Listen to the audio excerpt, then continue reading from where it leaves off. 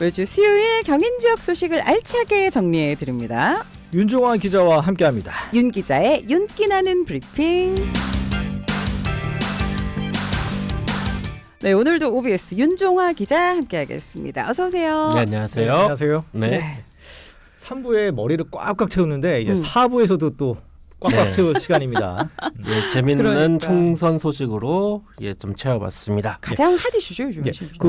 이번에 윤종화 기자가 가져온 게 경기 인천 지역 격전지. 네. 네네. 예. 뭐 오늘 어떻게 좀 특별히 갖고 온 선거구 있습니까?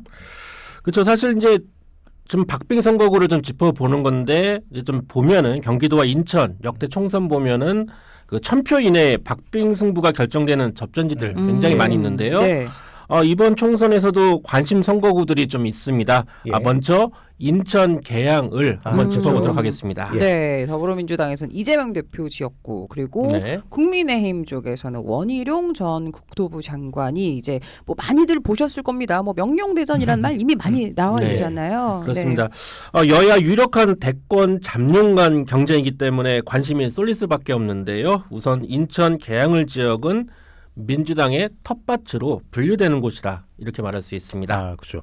네. 여기가 그 송영길 전 민주당 대표가 계속 한 5선? 예, 맞습니다. 그죠? 네. 그렇죠. 2000년 16대 총선부터 이 인천시장 역임 중인 2012년 19대 총선을 제외하고 내리 5선한 곳입니다. 5번 나와서 5번 모두 당선된 곳인데요. 예. 네. 인천에서는 계양구가 부평구와 더불어서 민주당 강세 지역으로 분류가 되어 있습니다. 예. 지난 2022년 지방선거에서 송영길 전 대표가 서울시장 선거 출마를 위해 사퇴하면서 지방선거와 함께 국회의원 보궐선거가 실시됐는데요. 네. 이때 대선에서 낙선한 뒤 거취가 궁금했던 이재명 대표가 출마를 하게 됐습니다. 예. 네, 뭐 그때만 해도 언론에 비춰지는 모습 두 분의 사이가 뭐 좋았죠. 네, 그렇죠. 뭐 좋았다고 얘기해도 되겠죠? 예, 네, 가까웠죠.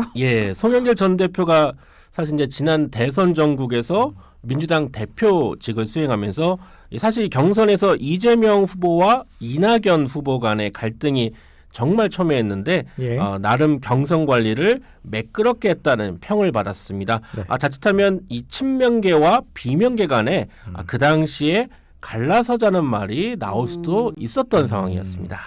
그 2021년에 그 민주당 당대표 선출을 할 때 네. 당시에 그 이재명 대표와 같이 싸웠던 사람이 바로 이번에 컷오프된 홍영표 의원이었던 거죠. 그죠? 그러니까 이제 당시에 이제 민주당 당대표 선출 전당대회에서 송영길 의원이 있었고 이제 홍영표 의원이 이제 경쟁을 했었던 예, 것이죠. 예. 그런데 만약에 그 당시에 홍영표 의원이 당대표가 됐었으면은 예. 그 당시에 이재명 대표가 대선 후보로 매끄럽게 선출됐을까 이것은 좀 따져봐야 합니다. 네, 그래서 당시 그 3차 경선 결과를 놓고 뭐 아직까지 말이 많은 것 같습니다. 뭐 논란이야 뭐 그 당시에 결국에는 종식이 된 건데 그 당시를 복귀해 보면은 이제 민주당이 대선 후보 선출을 하는 국민선거인단 투표를 실시했었는데요. 1차와 2차에서는 예측한 대로 이재명 후보가 승리했는데 예. 이 3차 선거인단 투표에서 이낙연 후보 62%, 이재명 후보 28%라는 득표율이 나왔습니다. 당시 선관위원장이었던 지금은 국민의힘으로 가셨죠. 이상민 의원이 결과지를 보고는 잘못 기재됐나 이렇게 할 정도로 충격적인 결과였었거든요. 그러자 이때 최종 합산을 해보면 과반을 넘냐 안 넘냐 이 말들이 많았습니다. 경선을 중도에 사퇴한 정세균 전 총리 등의 표를 무효표 처리하고 개선하면 이재명 후보가 과반을 넘었고요. 최종 득표율이. 만약에 이 중도 사퇴한 표를 유효표로 할 경우에는 과반이 안 되어서 이재명 후보와 이낙연 후보가 결선을 치러야 하는 상황이었습니다. 맞아요. 그러니까 맞아요. 모수가 달라지니까 네, 그렇죠. 이거에 따라서 많이 그때 문제가 있었죠. 그래, 맞아요. 네, 결과적으로 이 중도 사퇴한 후보표가 이제 무효표로 정리가 되고 예. 이재명 후보가 민주당의 최종 대선 후보로 선출이 됐는데요. 이 과거 얘기가 좀 길어졌는데 이게 지금 보면 과거 얘기만은 아닌 게 이 당시에 이 친명계와 비명계의 앙금이 현재 총선 전국에도 영향을 미치고 있기 때문이다. 이렇게 말할 수 있습니다. 네. 지금 민주당이 공천 자본이 워낙 크다 보니까 네. 그 지지율 면에서 국민의힘이 막 치고 올라가는 건 사실인 것 같아요. 예. 현재 여론조사 결과를 좀 종합해 보면 좀 그렇죠. 그렇게 좀 보이는데요. 그럼 인천 계양을도 뭐 예외는 아니다. 뭐 이렇게 봐야 되는 겁니까? 예, 그렇죠. 사실 이제 기존의 선거 결과와 정치 지형을 보면 인천 계양을이 관심 선거구가 될 일은 사실 많지가 않은데요. 예. 그런데 지금까지 살펴본 것처럼 친명계와 비명계 갈등이 심화한 상태에서 이재명 대표의 이 득표력이 얼마나 입증될 것인가, 이 전통적 민주당 지지층에서 이탈하는 규모가 좀 어느 정도 될까, 네. 이게 좀 네. 관심 포인트입니다. 네, 사실 그래서 원희룡 지금 이제 후보라고 얘기해도 되겠죠? 전 네네. 국토부 그렇죠. 장관도 나도 한번 내가 한번 나가보겠다 네. 이렇게 된 거 아니에요? 여기도. 뭐 여러 가지 판단이 있겠죠.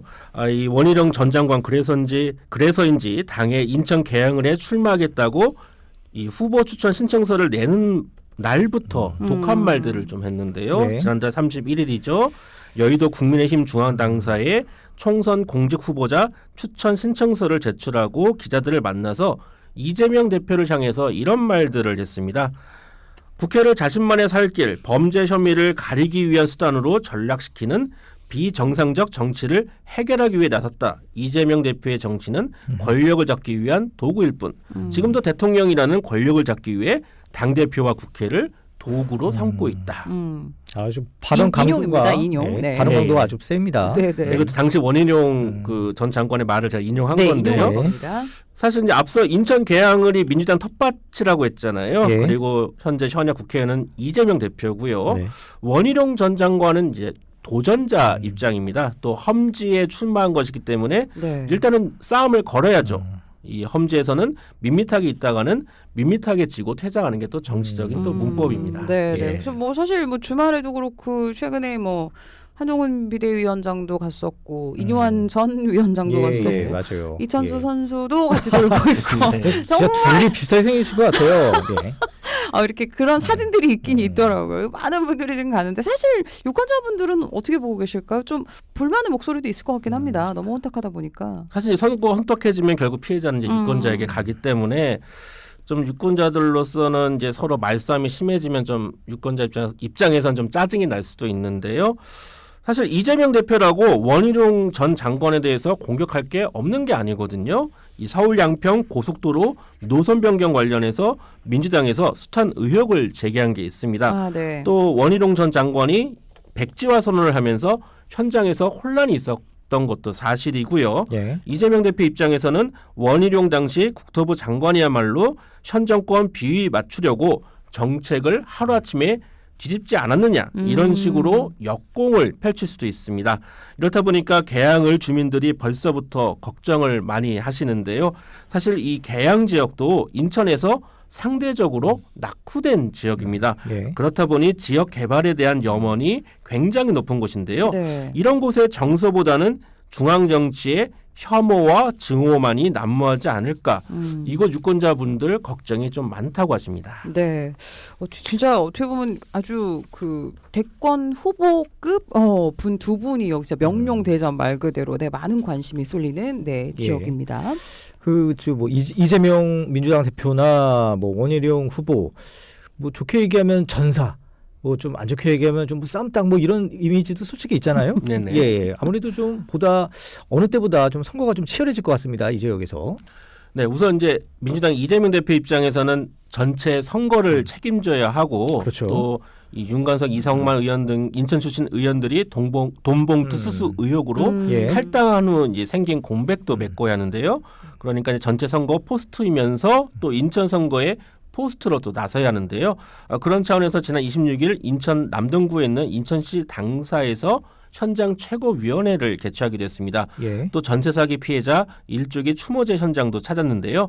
정부의 무관심 속에 전세 사기 피해 회복이 더디고 심지어 스스로 세상을 떠나는 경우도 있다면서 전세 사기 선구제 방안 도입을 정부 여당에 촉구하기로 했습니다. 아니 예. 근데 그러고 보니까 이 전세 사기 사건 당시 책임 부서가 국토부였던 그렇죠. 네. 거잖아요. 그 당시의 장관이 지금 원희룡 예. 후보인 거고. 그렇죠. 사실 네. 아마 이 같은 정무적 판단도 있지 않을까 생각이 드는데요. 전세 사기가 지금도 인천뿐 아니라 동탄이나 수원 등 경기 남부권 신도시로 확산되고 있습니다. 맞아요. 정책 실패의 책임에 주무장관이 자유로울 수는 없는데요. 현재까지 나온 이재명 대표와 원희룡 전 장관의 말들을 봤을 때 앞으로 선거 기간 동안 어떤 공방이 펼쳐질지 예상되는 대목입니다. 네.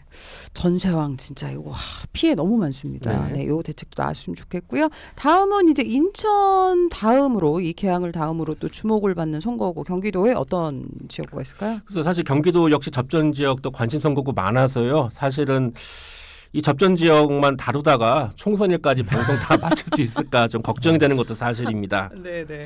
네, 그만큼 경기도 전체가 하나의 뭐 아주 접전 지역이다 이렇게 좀 보고 계신 거죠. 예, 사실 이제 수도권 대부분 선거구가 접전 지역이 아닐까 생각하는데 오늘은 그 중에서도 수원을 살펴보도록 하겠습니다. 예, 그 수원하면 5개 지역구 중에서 네. 대부분이 그 민주당 텃밭 이렇게 좀 알려져 있습니다.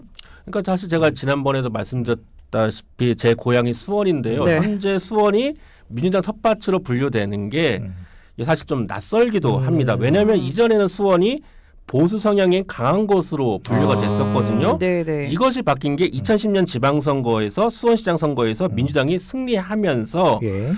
사실은 왜냐하면 이전에는 이 민주당 계열 정당이 수원시장 선거에서 승리한 적이 없었습니다. 물론 열린우리당 의원을 지낸 심재덕 전 시장이 있지 않냐고 생각하신 분이 계실 텐데 네. 심 전 시장은 당시에는 무소속으로 그래요? 당선이 됐거든요. 네, 네. 민주당 계열 정당으로 수원시장 선거에서 승리한 것은 2010년 염태영 당시 후보가 최초라고 할 수 있고요. 예. 이후부터 수원의 선거 지형이 민주당 우세 지형으로 바뀌었다고 볼 수 있습니다. 근데 그렇군요. 최근에 사실 2번 연속 민주당이 우세했잖아요. 네. 그래서 사실 저는 수원 하면은 딱 그 보수 세력은 조금 약세, 그렇죠. 약간 맞아요. 이런 느낌이 예, 들어요. 예. 2016년 총선 그리고 2020년 총선 두 차례 사실 보수당이 전패했거든요. 네, 그렇죠. 네. 이제 수원 5곳을 민주당이 싹쓸이했는데요. 이게 수원 5곳에 그치지 않고 이 표심이 남부권, 경기 남부권에 좀 영향을 미칩니다. 맞습니다. 이 화성, 을, 병성거구 또 용인, 을 등 이 동탄, 기흥 쪽 주민들도 수원에서 직장 생활을 하거나 학교를 다니는 경우가 많기 때문에 이 수원의 표심이 경기 남부권 전체로 파급된다 이렇게 볼 수 있습니다. 그렇기 때문에 국민의힘 입장에서는 이번에는 반드시 탈환하겠다 이게 벼르고 있습니다. 예. 그 뭐 지난주 뭐 월요일이었네요. 네, 뭐 이수정의 엊그저께. 네. 그 후보도 나왔지만 네. 그 국민의힘에서는 아무래도 이 수원을 중심으로 해서 뭔가 수도권 전략 벨트를 좀 네. 탈환하겠다 이런 의지가 있는 것 같고 또 전략 공천을 특히 수원 지역 5곳 중에서 3곳을 했어요. 뭐 네네. 이수정, 박문규, 김현준 그죠? 아주 수원 갑에 예, 그죠? 김현주 전 예, 예. 국세청장도 출마하시죠. 예, 국민의힘이 좀 이쪽을 대단히 노리고 있는 것 같습니다.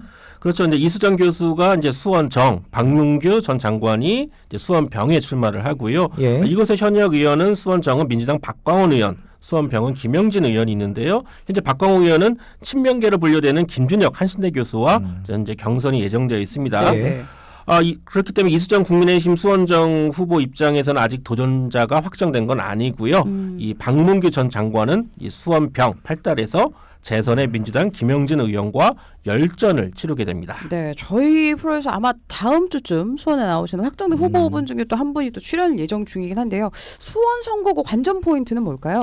그러니까 이제 민주당이 지난 역대 2차례 총선처럼 선거구 5곳을 싹쓸이하면서 3연패를 할 건지 아니면 국민의힘이 이 3석 이상 탈환하면서 서력할지 좀 봐야 하는데요.